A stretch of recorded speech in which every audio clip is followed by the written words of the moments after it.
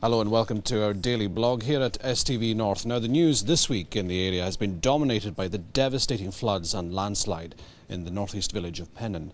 Now, covering the story this week has been one of our reporters, Ross Govins. Ross, some dramatic pictures from Pennon this week. Certainly, 2 days up in Pennon, Norman, and really the most amazing sight. Hundreds of tons of mud which had flowed down from the hillside, incessant rain into the village, and we got up there on Monday just after news that it had broken, and it really was just amazing to see the amount of mud that had gone down there.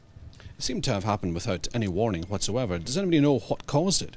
Well, I think it was just the sheer volume of rain, about 2.5 inches, I believe, overnight in the northeast, Sunday into Monday, and then I think people were, still in their beds about 6 in the morning when the slide hit, and certainly for a couple of people in Pennon, if they'd have been downstairs at that time, it could have been a tragedy.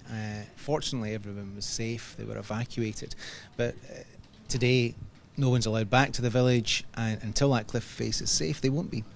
And it could take up to 2 or 3 months, apparently. Well, possibly. I mean, the structural engineers are there today.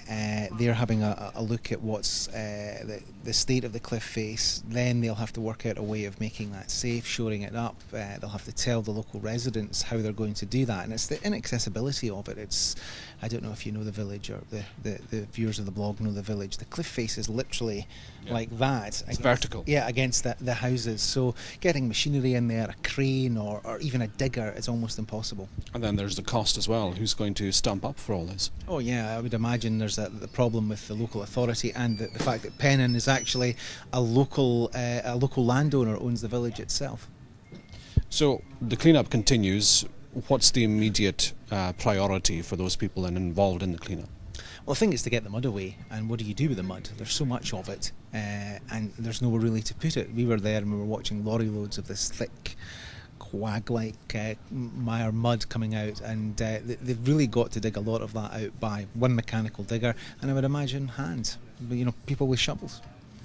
But thankfully, that icon of films, the red telephone box, is safe despite all this. It's still there. In fact, we had so many difficulties with mobile phone communications there that I actually had to use the phone box briefly to make a call back to the office here. So the phone box is safe, and that it's iconic, isn't it? So many people have watched the film Local Hero, and I think there's a real determination from the locals who live there that they want to get Pennon back to its former picture postcard self and get it looking like it was beforehand, but I think it's going to take some considerable time.